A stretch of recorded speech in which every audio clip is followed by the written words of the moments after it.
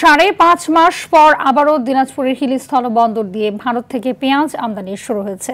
বিকেল ৪:৩০টায় পেঁয়াজ বোঝাই একটি ট্রাক বাংলাদেশ সীমান্তে প্রবেশ করে। এতে বন্দরে আমদানিকারক ও শ্রমিকদের মধ্যে কর্মচাঞ্চল্য দেখা যায়।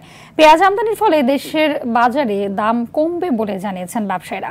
তবে ৩০ টন করে পেঁয়াজ আমদানির অনুমতি দেয়ায় এলসি সহ অন্য আমদানির খরচ বেশি হবে বলে জানিয়েছেন আমদানিকারকরা। এই বন্দর দিয়ে সর্বশেষ ৩ মার্চ পেঁয়াজ আমদানি হয়েছিল। এরপর থেকে পেঁয়াজ আমদানির অনুমতি বন্ধ রাখা হয়েছিল।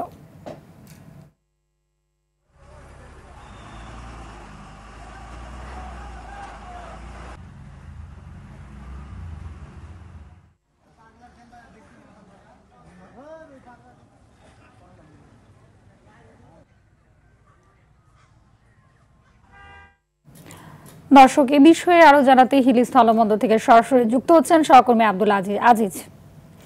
জানাবেন যে ভারত থেকে পেঁয়াজ আমদানি করায় দেশীয় বাজারে কি ধরনের প্রভাব পড়ছে বলে মনে করছেন ব্যবসায়ীরা, এবং হিলিতে কত টাকা করে পেঁয়াজ বিক্রি হচ্ছে, সবশেষ কি তথ্য রয়েছে আপনার কাছে?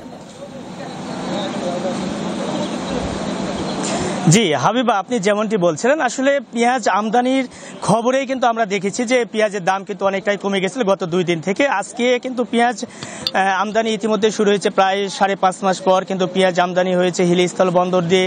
আমরা দেখেছি যে কিছুক্ষণ আগে কিন্তু বাজারে খোঁজ নিয়ে দেখেছি, সেখানে কিন্তু দাম কিন্তু অনেকটাই কমে গেছে। বিশেষ করে আপনার গত 2 দিন থেকে কিন্তু এখানে দাম কেজি প্রতি প্রায় 10 থেকে 15 টাকা কিন্তু কমে গেছে। এখন দেশি যে পেঁয়াজ রয়েছে সেগুলো বিক্রি হচ্ছে ৬৫ টাকা কেজি দরে, অর্থাৎ গত 2 দিন আগেই কিন্তু এইসব পেঁয়াজগুলো ছিল প্রায় ৭৫ থেকে ৮০ টাকা কেজি।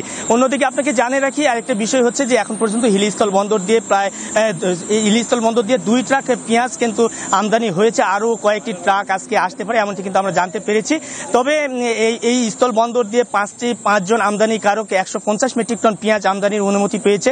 তবে একটি বিষয় ব্যবসায়ীদের মহল থেকে জানানো হয়েছে যে একজন আমদানিকারক শুধুমাত্র 30 মেট্রিক টন পেঁয়াজ প্রতিদিন তারা আমদানি করতে পারবে, অর্থাৎ এতে কিন্তু তাদের লোকসানের মধ্যে পড়তে হতে পারে। কারণটি এর আগেও তারা বিগততে কিন্তু এরকম কোনো প্রকার বার নির্ধারণ করা ছিল না, অর্থাৎ যে যার মতন যেমন পরিমাণ যত খুশি আমদানি করতে পারতো। কিন্তু সেইটি কিন্তু এই বাণিজ্য মন্ত্রণালয় থেকে গত বৃহস্পতিবার কিন্তু এইটি নির্ধারণ করে দেওয়া হয়েছে। এর জন্য ব্যবসায়ীদের মহল থেকে বলা হয়েছে যে এরকম বার অর্থাৎ যে শর্ত সাপেক্ষ এগুলো যেন না থাকে, সেক্ষেত্রে তারা পেঁয়াজ বেশি করে আমদানি করতে পারবে এবং পেঁয়াজের দাম কিন্তু অনেকটাই কমে যাবে। ইতিমধ্যে বাজারে দেখেছি যে পেঁয়াজের দাম অনেকটাই কিন্তু কমতে শুরু করেছে। হয়তোবা আরও যেহেতু আজ থেকে পেঁয়াজ আমদানি শুরু হয়েছে, পেঁয়াজের দাম আরও অনেকটাই কমে যাবে এমনটি কিন্তু মনে করছে। তবে আপনাকে আরেকটা বিষয় জানিয়ে রাখি, যেহেতু অর্থাৎ এই চলতি বছরে কিন্তু মার্চের 3 তারিখ থেকে কিন্তু পেঁয়াজ আমদানি বন্ধ হয়েছিল, অর্থাৎ দীর্ঘ 5.5 মাস পর পেঁয়াজ আমদানি শুরু হচ্ছে। এতে কিন্তু বন্দরে কর্মচাঞ্চল্যতা কিন্তু ফিরে এসেছে। তবে ব্যবসায়ীদের মহল থেকে বলা হচ্ছে যদি সরকারের পক্ষ থেকে যদি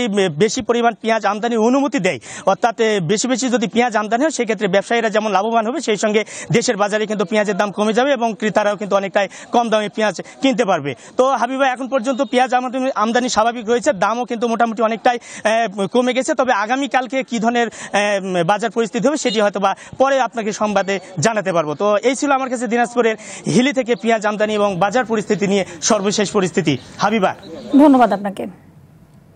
জামালপুরের বকশীগঞ্জে জমি নিয়ে বিরোধের জেরে দুপক্ষের সংঘর্ষে একজন নিহত হয়েছে। এই ঘটনায় আহত হয়েছে আরো কমপক্ষে 10 জন। পুলিশ জানায় ভাটি কলকিহারা গ্রামের রূপচান আলীর সঙ্গে একই গ্রামের বিলাল হোসেনের জমি নিয়ে বিরোধ ছিল।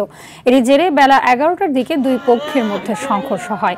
এতে সেকেন্দার আলীর ছেলে দুলা মিয়া গুরুতর আহত হন। তাকে জামালপুর জেনারেল হাসপাতালে নেওয়া হলে চিকিৎসক মৃত ঘোষণা করে। পুলিশ জানায় এই ঘটনায় একজনকে আটক করা হয়েছে।